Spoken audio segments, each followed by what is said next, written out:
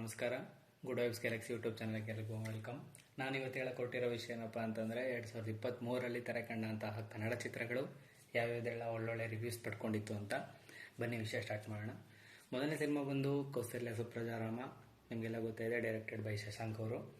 Darling Krishna, ಬೃಂದಾಚಾರ್ ಮತ್ತು ಮಿಲನ ನಾಗರಾಜ್ ಅವರು ಅಭಿನಯಿಸಿದಂಥ ಚಿತ್ರ ಒಂದೊಳ್ಳೆ ಸಿನಿಮಾ ಆಗಿ ಮೂಡ್ ಬಂತು. ಯಾರ್ಯಾರ ಸಿನಿಮಾ ನೋಡಿಲ್ಲ, ಅಮೆಝಾನ್ ಪ್ರೈಮಲ್ಲಿ ಸಿನಿಮಾ ಇದೆ, ಹೋಗಿ ನೋಡಿ. ಎರಡನೇ ಸಿನಿಮಾ ಬಂದು ಒಂದಿಸಿ ಬರೆಯಿರಿ. ನವೀನ್ ಶಂಕರ್, ಐಶಾನಿ ಶೆಟ್ಟಿ, ಮಹಾದೇವ್, ಪ್ರವೀಣ್ ತೇಜ್ ಅವರು ಮುಖ್ಯ ಭೂಮಿಕೆಯಲ್ಲಿ ಅಭಿನಯಿಸಿದಂಥ ಚಿತ್ರ. ಯಾರ್ಯಾರ ಸಿನಿಮಾ ಇನ್ನೂ ನೋಡಿಲ್ಲ, ಅಮೆಝಾನ್ ಪ್ರೈಮಲ್ಲಿ ಸಿನಿಮಾ ಇದೆ, ಹೋಗಿ ನೋಡಿ. ಒಂದೊಳ್ಳೆ ಕಂಟೆಂಟ್ ಇಟ್ಕೊಬಂದಂಥ ಸಿನಿಮಾ. ಲವ್ ಅಂದರೆ ಏನು ಅಂತ ತೋರ್ಸಕ್ಕೆ ಹೊರಟಿದ್ದಾರೆ. ಅಮೆಝಾನ್ ಪ್ರೈಮಲ್ಲಿ ಸಿನಿಮಾ ಇದೆ, ಹೋಗಿ ನೋಡಿ. ಮೂರನೇ ಸಿನಿಮಾ ಬಂದು ಗೋಸ್ಟ್. ನಿಮಗೆಲ್ಲ ಗೊತ್ತಿದೆ, ಶಿವಣ್ಣ ಸರ್ ಅಭಿನಯದ ಸಿನಿಮಾ. Directed by shiny. ಒಂದೊಳ್ಳೆ ಪ್ಯಾನ್ ಇಂಡಿಯಾ ಹಿಟ್ ಆಯಿತು. ಯಾರೆಲ್ಲ ಸಿನಿಮಾ ಇನ್ನೂ ನೋಡಿಲ್ಲ, ZEE5 ಸಿನಿಮಾ ಇದೆ, ಹೋಗಿ ನೋಡಿ. ಮುಂದಿನ ಸಿನಿಮಾ ಬಂದು ಸಪ್ತಸಾಗರದ ಆಚೆಯಲ್ಲೋ ಸೈಡ್ ಎ ಮತ್ತು ಸೈಡ್ ಬಿ.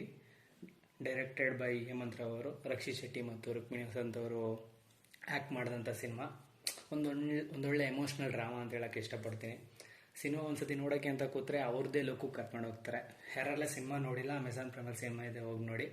ಮುಂದಿನ ಸಿನಿಮಾ ಬಂದು Kabza. Directed by R Chandra sir ಅವರು.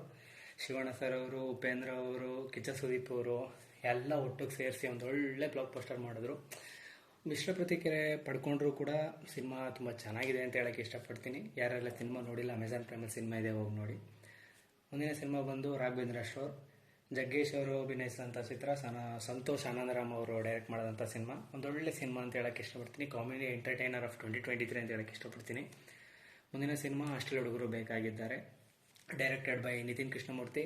ಎಲ್ಲ ಹೊಸೊಬ್ಬರನ್ನ ಹಾಕ್ಕೊಂಡು ಒಂದೊಳ್ಳೆ ಟ್ರೈ ಕೊಟ್ಟು ಒಂದೊಳ್ಳೆ ಸಿನಿಮಾ ಮಾಡಿದ್ದಾರೆ ಅಂತ ಹೇಳೋಕ್ಕೆ ಇಷ್ಟಪಡ್ತೀನಿ. ಆ ಸಿನಿಮಾ ZEE5 ರಮ್ಯಾ ಅವರು ಕೂಡ ಒಂದೊಳ್ಳೆ ಪಾತ್ರ ಮಾಡಿದರು. ಮುಂದಿನ ಸಿನಿಮಾ ಬಂದು ಕೈವಾ. ಧನ್ವೀರ್ ಮತ್ತು ಮೇಘಾ ಶೆಟ್ಟಿ ಅವರು ಅಭಿನಯಿಸಿದಂಥ ಸಿನಿಮಾ. ಜಯತೀರ್ಥ ಅವರು ಡೈರೆಕ್ಟ್ ಮಾಡಿದಂಥ ಸಿನಿಮಾ. ಒಂದೊಳ್ಳೆ ಕಂಟೆಂಟ್ ಇಟ್ಕೊಬಂದಿದ್ರು. ಸಿನಿಮಾ ಅದೇ ರೀತಿ ರೀಚ್ ಆಯಿತು ಅಂತ ಹೇಳೋಕ್ಕೆ ಇಷ್ಟಪಡ್ತೀನಿ. ಯಾರೆಲ್ಲ ಸಿನಿಮಾ ನೋಡಿಲ್ಲ, ಅಮೆಝಾನ್ ಪ್ರೈಮಲ್ಲಿ ಸಿನಿಮಾ ಇದೆ, ಹೋಗಿ ನೋಡಿ. ಮತ್ತು ವರ್ಷದ ಕೊನೆಯಲ್ಲಿ ಬಂದಂತಹ ಚಾಲೆಂಜ್ ಸ್ಟಾರ್ ದರ್ಶನ್ ಸರ್ ಅಭಿನಯದ ಕಾಟೇರ ಸಿನಿಮಾ ಬ್ಲಾಕ್ ಪಾಸ್ಟರ್ ಹಿಟ್ಟಾಯಿತು. ಯಾರೆಲ್ಲ ಸಿನಿಮಾ ನೋಡಿಲ್ಲ, ಈ ವೀಕು ZEE5 ಇದೇ ಶುಕ್ರವಾರ ರಿಲೀಸ್ ಆಗ್ತಾ ಇದೆ. ಯಾರೆಲ್ಲ ಮಿಸ್ ಮಾಡ್ಕೊಂಡಿದ್ರೆ ಎಲ್ಲ ಮನೇಲಿ ಕೂತ್ಕೊಂಡು ಆರಾಮಾಗಿ ಸಿನಿಮಾ ನೋಡಿ. ಓಕೆ, ಇದಿಷ್ಟೆಲ್ಲ ಸಿನಿಮಾ ನನಗೆ ಪರ್ಸನಲ್ ಇಷ್ಟ ಆದ ಸಿನಿಮಾಗಳನ್ನ ತಂದು ನಿಮ್ಮ ಮುಂದೆ ಹೇಳೋಕ್ಕೆ ಇಷ್ಟಪಟ್ಟಿದ್ದೀನಿ.